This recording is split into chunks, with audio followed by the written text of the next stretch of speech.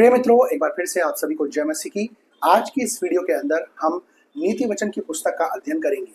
Bible की किसी भी पुस्तक का अध्ययन करने से पहले हमें उस पुस्तक के बैकग्राउंड में जाकर उसके इंट्रोडक्शन को जानना जरूरी होता है। ये वीडियो नीति वचन की पुस्तक के इंट्रोडक्शन के बारे में ही बात करेगी, क्योंकि जब तक हम किसी भी पुस्तक का परिचय नहीं जान लेंगे तब तक उसमें लिखी हुई बातों को समझना कठिन होता है। इसलिए इस वीडियो के अंदर मैं नीति वचन की पूरी पुस्तक का इंट्रोडक्शन आपको दूंगा, उसका परिचय दूंगा, जिससे कि आप जब भी इस पुस्तक को पढ़ेंगे तो आपको वह समझने में आसान हो जाएगा। तो इस वीडियो को आप अंत तक जरूर देखें। यदि आपने हमारे चैनल को सब्सक्राइब नहीं किया तो अभी इसी वक्त आप हमारे चैनल को सब्सक्राइब करें, बेल आइकन को दबाएं, ताकि भविष्य में जितने भी वीडियोस हम आपके लिए बनाते हैं वो आप लोगों तक आसानी से जरूर पहुंच सके। तो वीडियो को आप अंत तक जरूर देखें।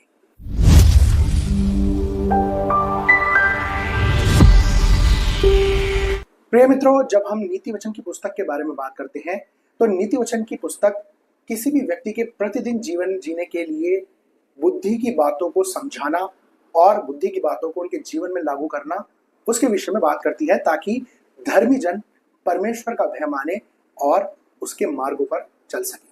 तो सबसे पहले हम नीति वचन की पुस्तक के परिचय के बारे में बात करते हैं। The introduction of the book of proverbs. इब्रानी या यूनानी भाषा के अंदर जब हम इस पुस्तक के शीर्षक को देखते हैं तो वहां पर इस प्रकार से लिखा है, दाऊद के पुत्र, इजराइल के राजा सुलेमान के नीति वचन।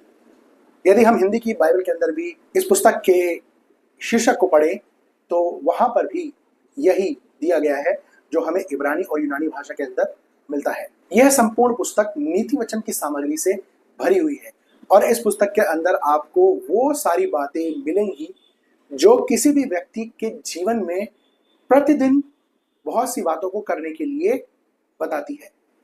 यह पुस्तक व्यक्ति को उत्साहित करती है। यह पुस्तक हर एक व्यक्ति को सही मार्ग पर चलने की और अपने जीवन में सही और गलत निर्णय लेने के विषय में बात करती है। नीति वचन की पुस्तक किसी भी व्यक्ति के लिए एक सफल जीवन जीने का उल्लेख करती है और उसे वो मार्ग दिखाती है जिस पर उसे चलना जरूरी है।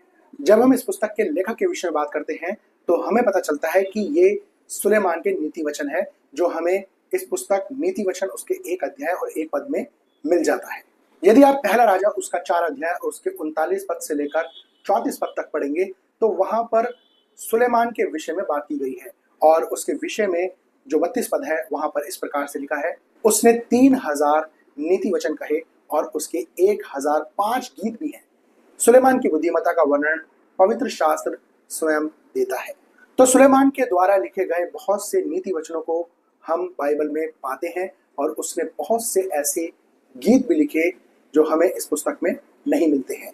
बाइबल ही इस बात को बताती है कि सुलेमान इस दुनिया का सबसे बुद्धिमान मनुष्य है और ना तो उससे बुद्धिमान कोई हुआ और ना ही कोई होगा। उसी ने ये पुस्तक लिखी है और हमारे लिए ये बड़े ही सौभाग्य की बात है कि हम इस दुनिया के सबसे बुद्धिमान मनुष्य की बातों को परमेश्वर के वचन में पढ़ते हैं। अब बात आती है कि बुद्धि क्या है, व्हाट इज विजडम। यदि हम इस पुस्तक के अंदर देखें तो बुद्धि शब्द इस पुस्तक का विशेष शब्द है जिसको कई बार लेखक ने इस्तेमाल किया है। यदि आप नीति वचन उसका 1 अध्याय से लेकर 3 अध्याय पढ़ेंगे तो वहां पर बुद्धि के बारे में बात की गई है और बुद्धि के बारे में ही वो आगे बहुत से चैप्टर्स के अंदर बुद्धि के बारे में बात करता है। प्रिय मित्रों, यदि हम बुद्धि के बारे में बात करें तो बुद्धि को इस पुस्तक के अंदर एक मनुष्य के रूप में बताया गया है और बताया गया है कि बुद्धि एक पर्सनैलिटी है। असल में बुद्धि कोई मनुष्य नहीं है, लेकिन बुद्धि को समझाने के लिए इस प्रकार की रचनात्मक पद्धति का इस्तेमाल करके सुलेमान बुद्धि को समझाने का प्रयास करता है। इसलिए इस पुस्तक के अंदर लिखा है, जो बुद्धि की सुनेगा वो बेखटके जिएगा। तो प्रिय मित्रों, बुद्धि को यहाँ पर एक मनुष्य के रूप में बताने का प्रयास किया गया है ताकि हम सब बुद्धि को समझ सके। इस पुस्तक के अंदर बुद्धि शब्द को विशेष शब्द के रूप में इस्तेमाल किया गया है जो कुशल जीवन जीने की योग्यता प्रदान करती है और उसकी जड़ें परमेश्वर के भय में जीवन जीने से जुड़ी होती हैं। यदि आप पौलुस के द्वारा जो उसने इफिसियों की कलीसिया को पत्र लिखा उसके 3 अध्याय के 10 पद में पढ़ें तो वहां पर पौलुस इस प्रकार से कहता है, ताकि अब कलीसिया के द्वारा परमेश्वर का विभिन्न प्रकार का ज्ञान उन प्रधानों और अधिकारियों पर जो स्वर्गीय स्थानों में है प्रकट किया जाए। बुद्धि को कलीसिया के ऊपर प्रकट किया है ताकि कलीसिया के लोग, विश्वासी लोग बुद्धिमान हो सके।